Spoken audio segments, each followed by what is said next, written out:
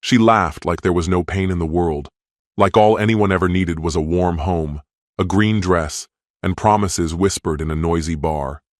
He believed it. In the comfort, the care, the idea of a family you build brick by brick, like a house, solid, deliberate, full of love. Then everything went quiet. Too quiet. The kind of silence that hides a stranger's voice, a tender laugh, a name that isn't yours, one unexpected visit, and a whole life splits at the seams, revealing its rotten core. There won't be screaming, no dramatic scenes, just cold resolve and a camera in the corner that sees everything. And when the performance is over and the masks have fallen, only one question remains. What do you do when your home is no longer a fortress, but the site of betrayal? The answer sits on the tip of your tongue, or the tip of a suitcase zipper. Hello, my friend. I'm so glad you stopped by my channel. If you're here for the first time, don't forget to subscribe and share this video with your friends or family. It really helps my channel a lot. Please tell me in which city or country you watched this video. I value every one of your comments. So, let's get started. There was a time I thought Sable's laugh was the most beautiful sound in the world. It had this lightness, like nothing could ever weigh her down. I chased after it like a man crawling across a desert, chasing the shimmer of water. Marrying her felt like stumbling into something sacred. We first crossed paths at a birthday bash for a mutual friend, crammed bar, music blasting. She wore a plain green dress and looked at me like my words carried weight. Said she dreamed of a peaceful life, slow mornings, home-cooked meals, kids in the yard. I told her I wanted the same. We tied the knot in under a year. Fast. Maybe. But I never second-guessed it. Half a year after we wed, she left her job in marketing, told me she wanted to focus on starting a family. I was doing well in construction management, so money wasn't an issue. She kept the place spotless, always met me at the door with a soft smile. Dinner ready, lights dimmed, something mellow playing on the stereo. The house felt like a postcard version of life, almost too perfect. We started trying for a baby, or at least I believed we were. Month after month, she'd just shake her head with that same half smile and say, maybe next time. I didn't press. I figured stress wouldn't help anything. But in hindsight, all the clues were there, right out in the open. I just didn't want to see the cracks in a home I'd poured myself into. I trusted it would last. Right up until the day I came home early and felt a cold draft slip through a door I thought was airtight. It was a Thursday. I was supposed to be stuck late 2 towns over for a walkthrough at a construction site, but the meeting got scrapped last minute. I didn't text her. Thought it'd be nice to surprise her. Her car sat in the driveway when I pulled up, but the house was dark. Out of habit, I stepped inside quietly, and that's when I heard it. A man's voice, deep and close, followed by a laugh. Not mine, hers. That same laugh I used to think belonged to me. I froze halfway up the stairs. I really should go, the guy said. Stay a little longer, Nicholas, she murmured.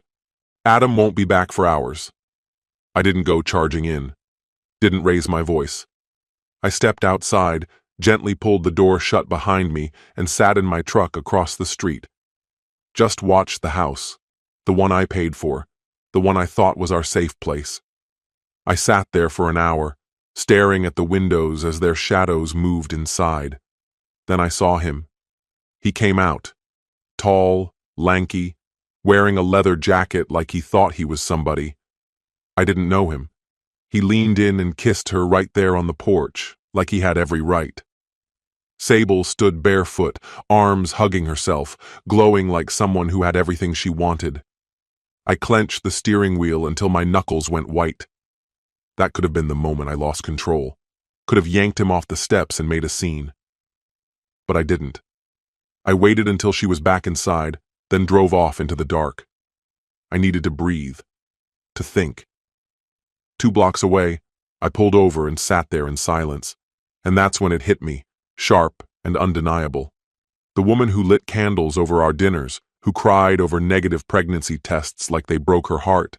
She'd been lying all along, and I hadn't seen a thing. The next morning, she kissed me goodbye, like the world hadn't shifted. I kissed her back, didn't let on. I wasn't going to confront her, not yet. I had something else in mind. On the way to work, I stopped at a hardware store and grabbed a few basic security cameras. Nothing elaborate, just enough to keep an eye on the main areas: living room, hallway, bedroom. That night, while she slept, I installed them all. Tucked behind picture frames, hidden inside vents, wedged under furniture. Tiny eyes she'd never notice. Over the next few days, I monitored everything from job sites, checking the footage on my phone during breaks. What I saw made my stomach turn. Nicholas came by like he had a key. Every afternoon, like clockwork.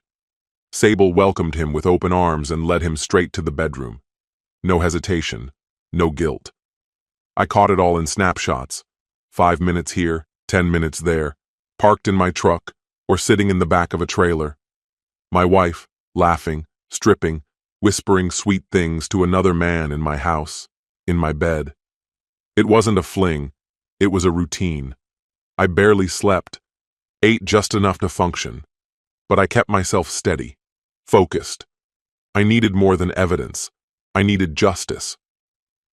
The following night, over dinner, I told her I'd need to travel for a few days, claimed a project had hit delays. Got called in last minute, I said, stabbing a piece of chicken with my fork. They want me on site. Sable didn't blink. Oh, okay. Just be careful, she replied, like I'd said I was running to the gas station. No worry, no curiosity. I could already see her mind moving, calculating when she could bring him over again, but I was one step ahead. After we ate, I called her parents, said I wanted to surprise Sable and fly them out for a visit. It had been a while since they'd seen her. They were delighted, said yes without a second thought. They thought I was being thoughtful, but I knew exactly what I was setting up, the moment they'd see who their daughter really was. Later that night, while Sable was in the shower, I slipped into the bathroom and picked up her phone from the counter. It opened with a touch. No password, no resistance. She never bothered to change her lock screen. Same numbers always. It took me all of 5 seconds to access her phone, and just like that, I saw everything. The newest messages lit up the screen. He flies out tomorrow. Gone for 3 days. Swing by. I'll make dinner. We'll have the whole place to ourselves, she added. Can't wait. Miss you already, he wrote back. I almost laughed. Everything was aligning just the way I needed. I pulled up the airline's website and booked 2 first-class seats. Her parents, Tiago and Luna, were due to land tomorrow. They thought they were flying in for a heartwarming surprise, a sweet, unexpected visit. But the real surprise? That would be waiting at the house. For all of them, including Sable. At daybreak, I was up and moving. Sable barely glanced in my direction as I zipped a small duffel. She floated through the kitchen like she was 17 again, light on her feet, humming some tune under her breath, full of anticipation. I swung the bag over my shoulder and leaned down to kiss her goodbye. She turned away without hesitation, letting the gesture hang in the air. See you soon, I said. Yeah, she mumbled, eyes on her phone. Text me when you land. I walked out without replying, drove less than 10 minutes and checked into a quiet, unassuming hotel. Nothing extravagant, just clean walls and silence. I dragged a chair over to the window, pulled out my phone, and opened the live feed I'd set up weeks ago. Right on cue. By midday, Nicholas's car pulled into the driveway. She met him at the door, barefoot, wrapped in one of my old t-shirts. No hesitation, no shame. I watched the screen without a flicker of emotion, just a tight burn behind my ribs. It was time. At precisely 3 o'clock, I left for the airport. Tiago and Luna stood at the curb with warm smiles, each carrying a small overnight bag. Adam! Luna beamed, wrapping me in a quick hug. She's going to be so happy to see us." "She doesn't suspect a thing," I replied as I loaded their luggage into the trunk. Tiago clapped me on the shoulder. "It's been too long. We've missed you both." The drive back was silent. I kept one eye on the road, the other occasionally on the live footage. Nicholas's car was still parked. The door to the upstairs bedroom hadn't opened. When we arrived, I cut the engine and turned in my seat to face them. "There's something I need to show you," I said quietly, "and something you deserve to hear." They looked at me, confused, but nodded. We slipped inside, the front door opening without a sound. I signaled for them to stay close and quiet. The air in the house was thick, heavy with perfume and something sour beneath it. My stomach twisted. Upstairs, faint moans floated down like whispers. Tiago stiffened beside me. Luna tightened her grip on his arm. I didn't let them hesitate. I walked straight up the stairs and shoved the bedroom door open. It slammed against the wall. There they were, Sable and Nicholas, tangled in sheets, caught mid-act, frozen. Her eyes went wide, mouth slightly open. Nicholas didn't move, his hand still resting on her leg. The room locked into stillness. All five of us held in that breathless second. Then Tiago's voice exploded. "What the hell is going on here?" Luna gasped, hands flying to her mouth. Sable fumbled for the blanket, pulling it up in a panic. "Adam, I can explain." "No," I said, my voice flat and sharp. "You can't." Nicholas made a sudden move toward his jeans, fumbling for words. I was already on him. I grabbed his arm and yanked him out of bed like he weighed nothing. "Get out of my house," I snarled. "Adam, come on." I slammed him into the doorframe hard enough to rattle the pictures on the wall. I said now. He stumbled down the stairs, still barefoot, shirt half on. I followed just far enough to see him scramble into his car and peel out, tires screeching like hell was chasing him. Back upstairs, Sable was crying, robe barely tied, trying to speak through sobs. "Adam, please. It wasn't supposed to happen like this. I didn't want you to find out." Behind me, Tiago cut in, voice like thunder. "You mean you didn't want us to find out?" Luna stood beside him, shaking, tears streaming as she whispered, "We raised you better than this." Sable turned to them, pleading, "It's not what it looks like." That broke me. I laughed, cold and hollow. "That line? Seriously? With his sweat still on your skin, you're really going to look them in the eye and say that?"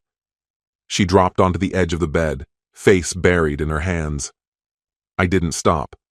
I crossed to her closet and started tearing her clothes off hangers, stuffing them into a suitcase. "What are you doing?" she cried. "Packing," I said, never once meeting her eyes. "You're leaving. Today." Her parents didn't say a word. They just stood there, stunned and silent, exactly as planned. I zipped the suitcase closed with a violent snap. "You don't get to stay here," I said, voice like steel, "and you sure as hell don't get to cry your way out of this." She stood barefoot, clutching her robe, face streaked with tears, and I felt nothing. "Adam, please," she murmured, her voice raw with emotion. "Can we just speak? Just the two of us?" Tiago moved in, shoulders rigid, his jaw locked in fury. "You still don't understand, Sable," Luna said, voice unsteady with disappointment. "This wasn't just your shame to carry. You brought it to our doorstep. We stood by you. We believed in what you had." Sable shook her head violently, tears splattering across the floor. "It got out of hand. I never meant for it to end like this. I didn't want to hurt anyone." I looked at her, wordless. The woman in front of me was a stranger wearing her face. "You didn't want to hurt anyone?" I said, my voice slicing through the tension. "You hurt us every damn day. Every day you let him into our home." She collapsed, sobbing, her face buried in her palms as she sank to the floor. I didn't move to console her. I walked right past, grabbed the suitcase, dragged it down the stairs, and threw it onto the porch. When I came back, her sobs hadn't stopped, but her parents stood stiff and distant, arms crossed, eyes hollow. They said nothing, didn't reach for her. Tiago met my eyes. "If you need anything, we're here." I nodded once. "I appreciate it, but I've got this." Then I turned toward her. "Leave, Sable." She slowly rose, trembling, her robe slipping off her shoulder. "I don't have anywhere to go," she whispered. "That's not my problem," I replied, my tone empty. "You chose this path. Go walk it somewhere else." Tiago and Luna guided her out without a word. No goodbye, no comfort, just three shattered figures disappearing down the steps. I shut the door behind them and turned the lock, secured the bolt. For the first time in months, I could breathe. The following morning, I met with a divorce attorney. Days later, I returned to sign the paperwork. Didn't hesitate, didn't glance back. Sable was no longer my wife, just a decision I had finally reversed. The process moved quicker than I'd expected. Within a few months, the judge's signature made it official. No pushback, no dramatic hearing. She never even got a lawyer, made no claim on the house, asked for nothing. Maybe she understood what she'd done. Maybe she was just too drained to fight. Either way, it didn't matter. The house stayed mine. So did the truck. My life, once again, belonged to me.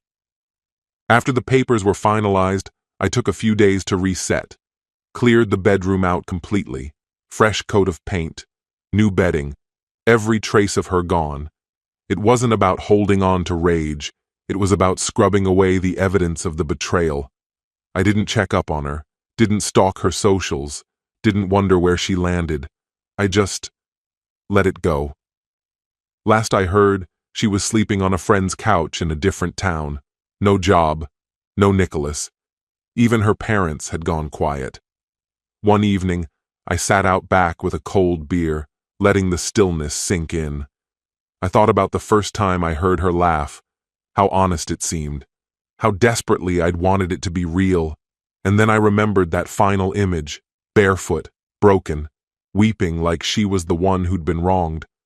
Funny, how clearly you can see a person when love no longer clouds your view. I took another sip and leaned back, letting the quiet night embrace me like something newly born. No bitterness, no sorrow, just silence. And in that stillness, I understood something deeply. Freedom has a sweetness no revenge could ever match. This story has come to an end. What's your opinion? Share it in the comments, my friend. And if you like this story, check out other exciting videos on my channel. I'll say goodbye until the next video. See you.